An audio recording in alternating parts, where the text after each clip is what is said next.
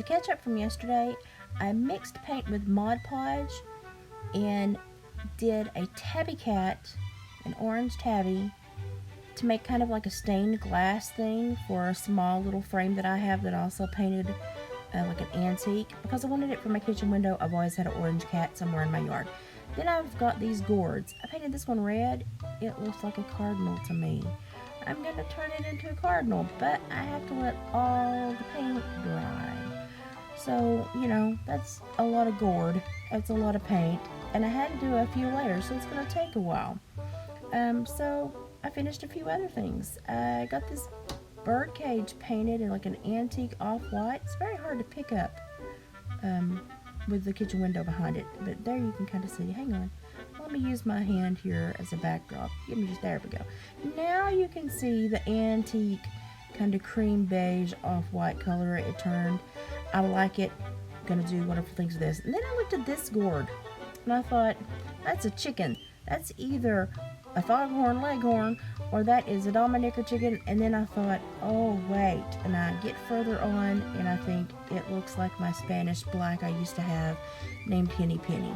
But what I'm going to do is make a fun chicken. So from here on out, I'm going to put on music and I'm going to speed it up, and y'all are going to watch this chicken progress until I get to a point to where I have to let him dry before I can continue. So this will have a part 2.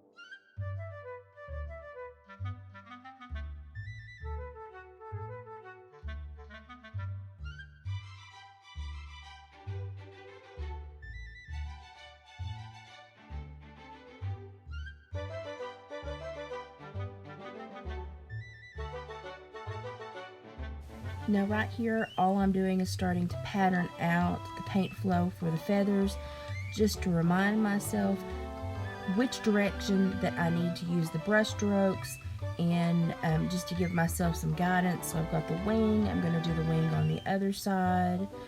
And this is just guidelines for me, because when I get paint, I happen to go a little crazy sometimes. So this is just guidelines to remind me to focus, Elizabeth, focus, and make sure you get this guy done right and carved up right so that things match on either side and the same technique is used.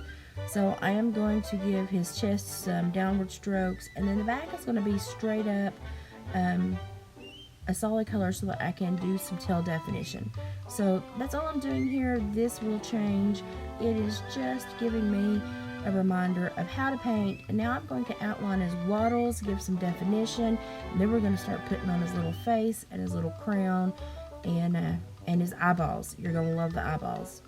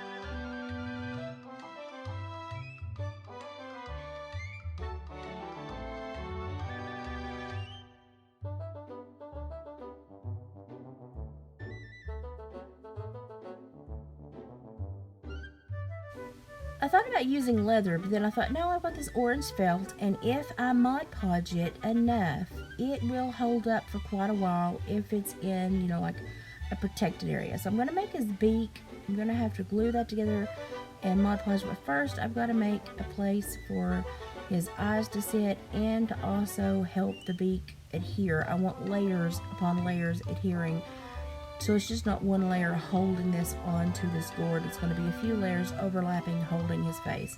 So this is going to be the triangle that goes on top of his face that holds his eyes. And then from there on, I'll use this baker's twine to make his crown. And then we'll glue it all together and give him a beak and some pebbles for eyes and lots of baker's twine for crown. You can even brush this baker's twine out. You just wrap it on your fingers a few times, cut it in half, and glue it on there. It's that easy, guys.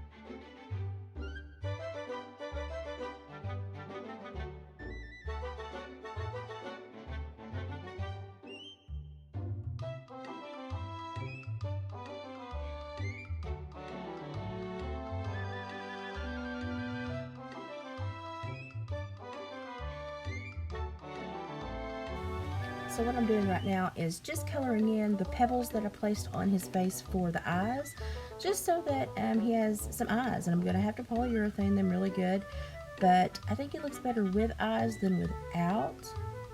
And I think that whoever buys them will like them better too. And this is just me correcting some of the felt lining and making sure it's really stuck.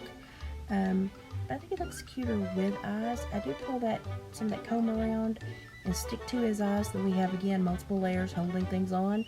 But without eyes, see him without eyes, he's cute, but he's just not as cute as he could be. So then we decided, you know something, yeah, little guy needs eyes. And I give him a little bit of a red sparkle in the middle, but I'm going to make him give a white dot later as well for a pupil. I've got to find my white pen, but I think he looked much cuter with eyes, and I'll let y'all be the judge of that in just a moment.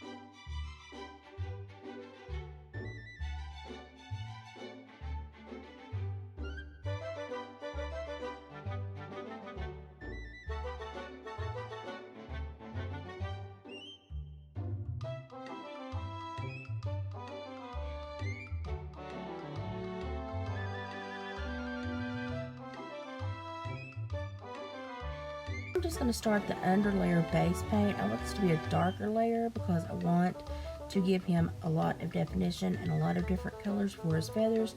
So I'm using a darker layer, and then it's going to have to dry so that I can start layering on to make the feather look. So part 2, guys, it'll be coming.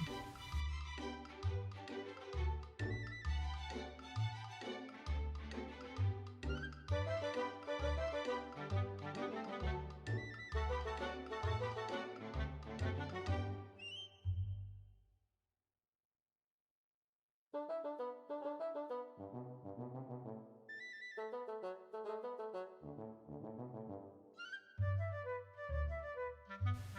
there I've got them done. I'm going to balance them because the most of the paint is on the back side. I'm going to let it dry. We've got some good paint going, but we'll finish it as soon as it's dry, y'all. So come back and watch Mr. Cockadoodle-Doo get done.